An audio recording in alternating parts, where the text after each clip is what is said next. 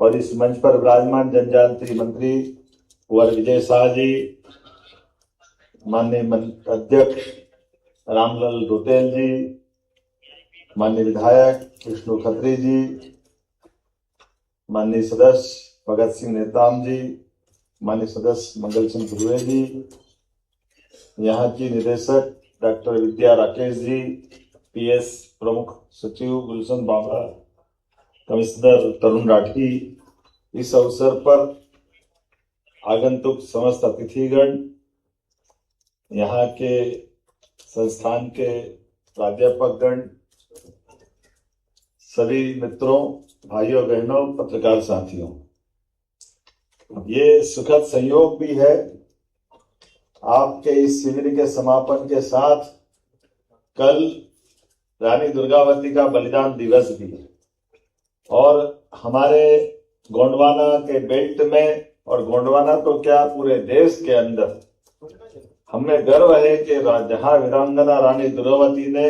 अपने शासन की उत्कृष्ट मिसाल हासिल की, सत्ता के संचालन से तमाम प्रकार की संस्कृति के साथ अपने स्वाभिमान का एक अलग प्रकार का जीवन दुनिया के सामने प्रस्तुत किया और उस मुगल सत्ता के सबसे बड़े शक्तिमान सम्राट के सामने भी अपने बलिदान की आहुति भले ही दे दी, लेकिन देश का स्वाभिमान बढ़ाया। ऐसी वीरांगना रानी दुर्गावती को मैं प्रणाम करता हूँ। हमारे लिए सौभाग्य की बात। और केवल रानी दुर्गावती नहीं, जिस क्षेत्र में हम बात कर रहे हैं, ये रानी कमलापति का भी अमर पराक्रम का क्षेत्र है। हमारे लिए ये अलग प्रकार का प्रदेश है, जहां एक और राजा भभूत सिंह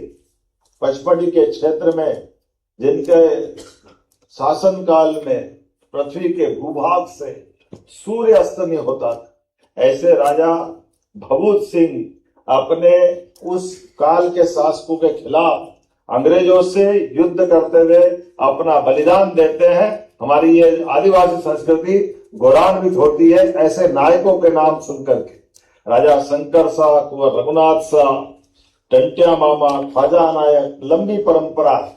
और मुझे इस बात की प्रसन्नता भी है, जब हमारी सरकार बनी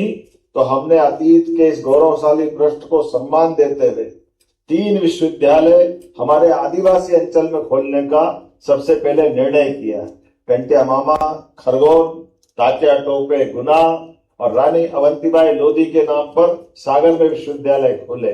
और ऐसे में ये शिल्पकार का महोत्सव 2026 और कला संस्कृति के माध्यम से, वैसे तो आदि का मतलब प्रथम, और प्रथम से हमारी अपनी पहचान उस नाते से भी है कि मानव बस्तियों का सूर्य का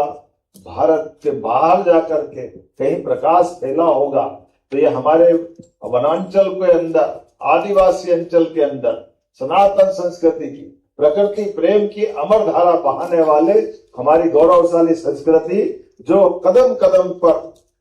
जत पिंडे तत ब्रह्मांडे, जैसा पिंड है वो ब्रह्मांड है, ऐसे में अपनी प्रकृति के अंदर वो सारे रंग भरने का प्रयास करते हैं, जिसके कारण से इस दुनिया के अंदर अपने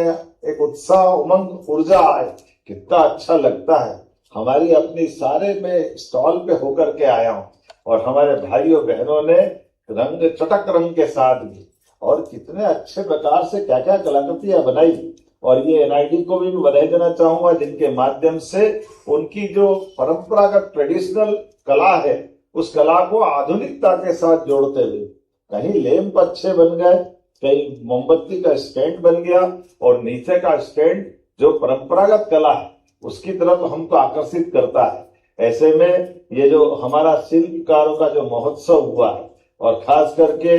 डिडोरी, मंडला, बालाघाट, खरगोन का बेल्ट, हर एक जगह के अलग अलग कलाकारों के साथ ये जो शिविर का आयोजन किया है, और वैसे तो यशस्वी प्रधानमंत्री श्रीमान नरेंद्र मोदी जी का अभिनंदन करें, जोरदार ताली बजाकर,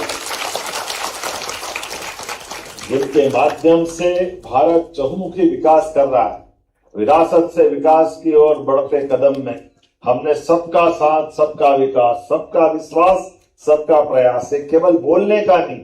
करके दिखाने के लिए हर एक जगह पर, हर एक तरह से मैं तो और इस बात को आनंद के साथ बोलता हूँ, बीता पूरा सप्ताह हमारी आदिवासी महामहिम राष्ट्रपति द्रौपदी मुर्मू के शासनकाल से भारत का लोकतंत्र एक तरफ गौरवान्वित हो रहा और पूरा सप्ताह उनने मध्य प्रदेश के साथ गुजारा। जोरदार अभिनंदन करें, जिनके माध्यम से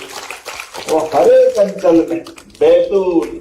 हमारे आदिवासी समाज के साथ आध्यात्म की दुनिया के लिए प्रजापति ईश्वरी ब्रह्मा कुमारी के साथ उनने कार्यक्रम में शामिल हुए। सिकल सेल एनीमिया की एक ऐसी असाध्य बीमारी जिसके कारण से पीढ़ियां बर्बाद हो जाती।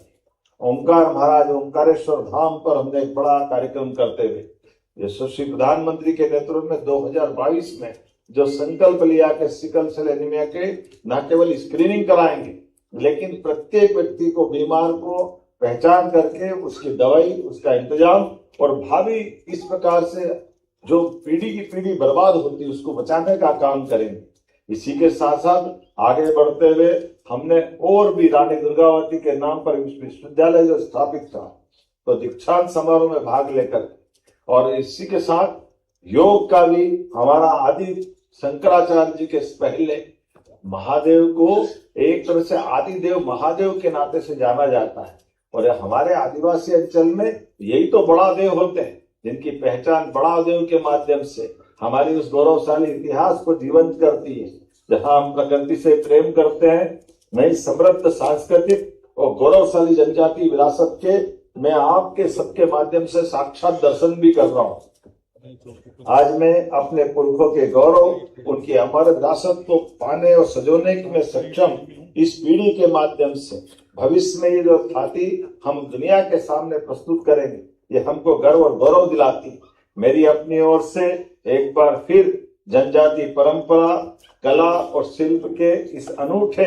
मध्य प्रदेश की सांस्कृतिक धरा से आज का ये शिल्पकार महोत्सव अपने आप में शोभायमान हो रहा है। मैं आप सबको बधाई देता हूँ सुंदर आयोजन की और इसके माध्यम से अपने जीवन के अंदर भी और जीवन के बाहर भी खासकर हमारी इस कला संस्कृति को समृद्ध करने का परमात्मा हमको संकल्प दिलाए और कला के माध्यम से कई लोगों के जीवन में आर्थिक मदद का भी एक मार्ग निकलेगा। मन के अंदर इस भाव को बना करके रखे कि हाँ हम अपने देश की इस गौरवशाली विरासत के भरोसे से दुनिया के अंदर इस शिल्प का डंका बजाते रहेंगे। बहुत बहुत धन्यवाद। भारत माता की जय।